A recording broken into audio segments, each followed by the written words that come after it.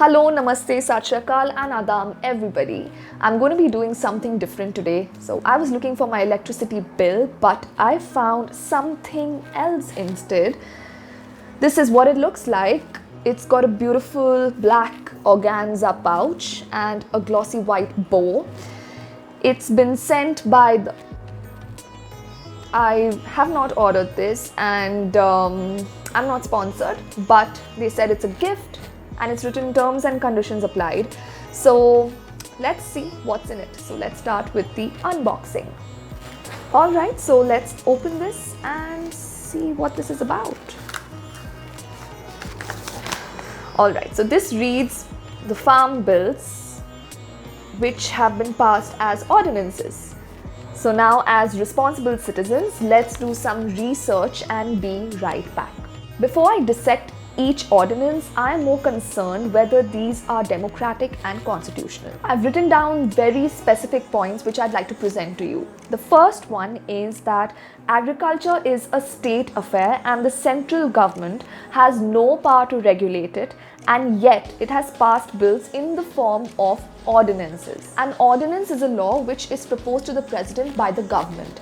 If the president agrees to it, then the government gets power to take immediate legislative action.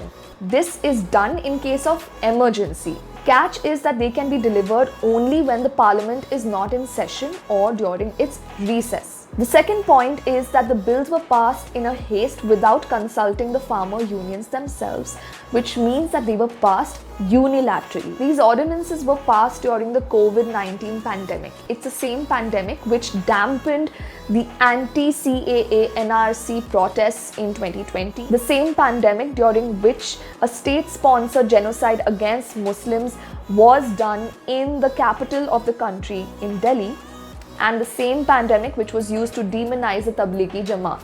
I strongly feel that whether the minority communities are responsible or irresponsible while protesting for their rights, the rules are always different for the majority communities, and whether we like to accept it or not, the majority communities are not defamed or dehumanized as such, and they are often cut slack. Point 4 is that the bills were passed even though there was opposition by the opposing parties, who also demanded that the bills should be sent to the parliamentary committee for review.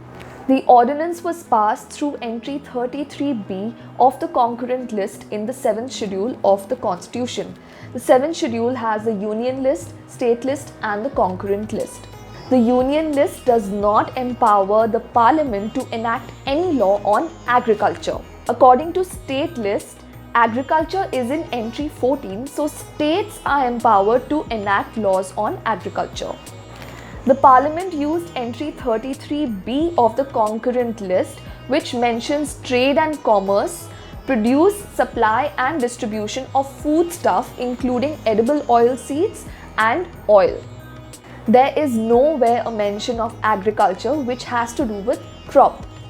Therefore, this lacks legislative competence in light of the existing constitution. It would only make sense if the constitution is rewritten, thus making these ordinances unconstitutional and undemocratic. In case of any dispute, the farmers have not been given any provision which empowers them to go to the civil court and initiate any legal proceedings. Now, there is a provision that in case of grievances that the farmers are supposed to approach the SDM, but we saw what happened at Karnal, Haryana, when the SDM himself ordered the policemen to brutally beat up the farmers or to smash and beat their heads. As a result, farmers were bleeding. There was one farmer who lost his eyesight and another farmer who lost his life. The very basis of these farm bills, these ordinances, is that it's unconstitutional and undemocratic. So it is in fact a fancy, shiny, gift-wrapped death warrant for farmers and also for us.